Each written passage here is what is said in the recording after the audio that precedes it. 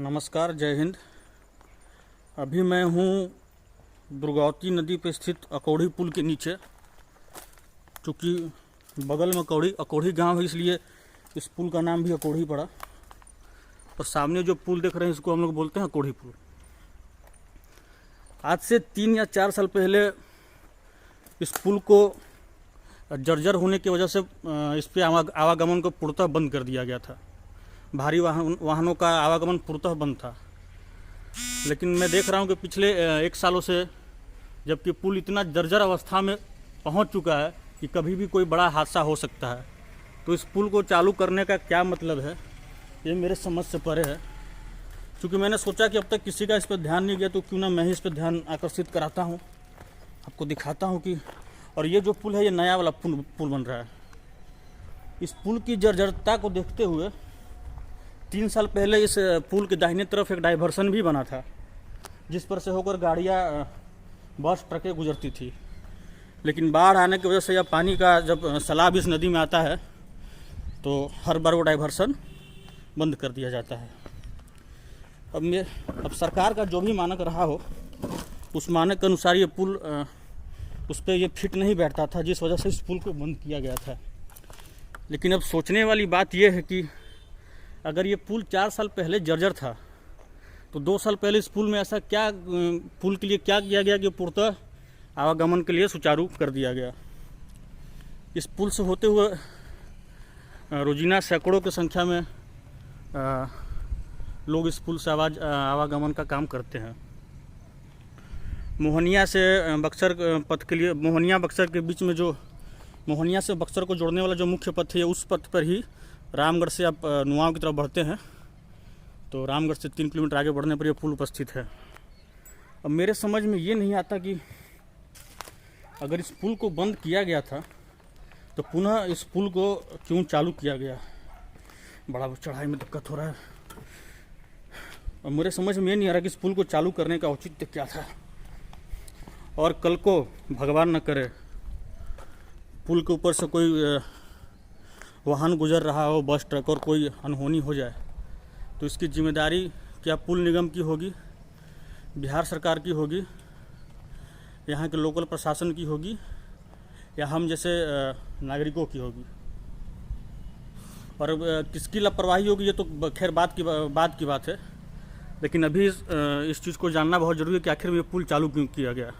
अगर डाइवर्सन चालू था, तो उस डाइवर्सन को ठीक है टूटता तो फिर बाद में बनाता, कई बार में बनता। लेकिन सरकार ने 1 बार 2 बार डाइवर्सन बनाकर अपना खाना पूर्ति करने का काम किया। इस पुल से होकर काफ़ी वीआईपी, वीवीआईपी अधिकारी, नेता, मंत्रीगण लोग जाते होंगे, लेकिन अब तक किसी का भी ध्यान इस पुल की तरफ नहीं बढ़ा है।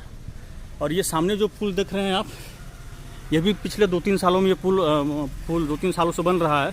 लेकिन अब तक आप देख सकते हैं कि इस पुल का मुश्किल से 70 या 80% पुल ही बन पाया है।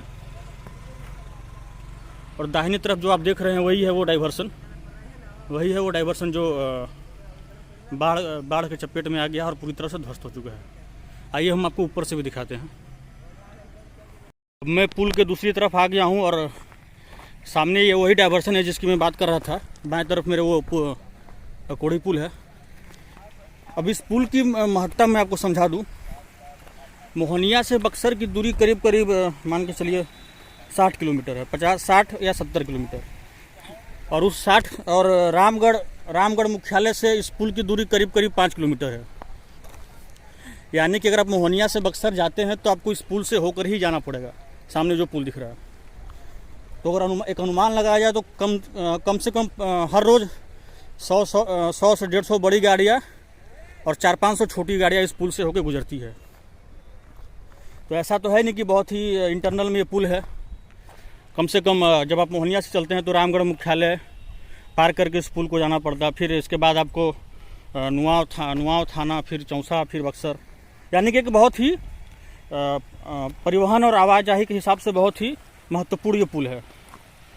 अब ये सरकार की लापरवाही कहें या क्या कहें, ये हमारे समझ से बाहर है कि इतने अति संवेदनशील पुल को, जिसे 4 साल पहले जर्जर घोषित करके इस पर आवाजाही को ठप कर दिया गया था, आज पुनः इस पर धड़ल्ले से आवाजाही चालू है।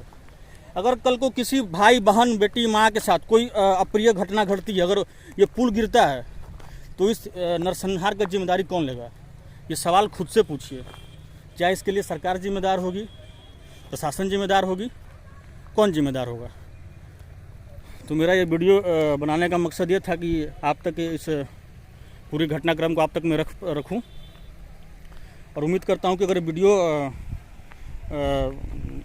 उन अधिकारियों तक पहुंचे तो उसके लिए जिम्मेदार हैं। मास्क ना होने की वजह से, हेलमेट ना होने की वजह से, डीएल ना होने की वजह से, गाड़ी का कागज़ ना होने की वजह से उन गरीबों से 1,000 रुपये और 2-2 हज़ार रुपये की वसूली की जाती है, जिनका महीने का आय 5 से 6 हज़ार है। और उस 5 से 6 हज़ार के आय में से 1 से 2 हज़ार रुपये आप उनसे वसूल लेते हैं, सरकार के द्वारा वसूली की जाती है। उस छोटे से जुर्म के लिए इतना बड़ा आप उनके ऊपर वो लगाते हैं, तो वहीं हज़ारों लाखों युवाओं जिस पुल से गुजरते हैं, अगर कल को इस पुल की वजह से उनके जान को जोखिम पड़ता है, उनके जान को कुछ होता है, तो इसके लिए प्रशासन के ऊपर कितना का जुर्माना लगाना चाहिए, नेताओं के ऊपर कितने का जुर्माना लगाना चाहिए, ये सोचने लायक बात है। और कमेंट बॉक्स में बताइएगा कि क्या इसके लिए जिम्मेदार कौन है और उनके साथ क्या कार्रवाई होनी चाहिए। जय हिंद।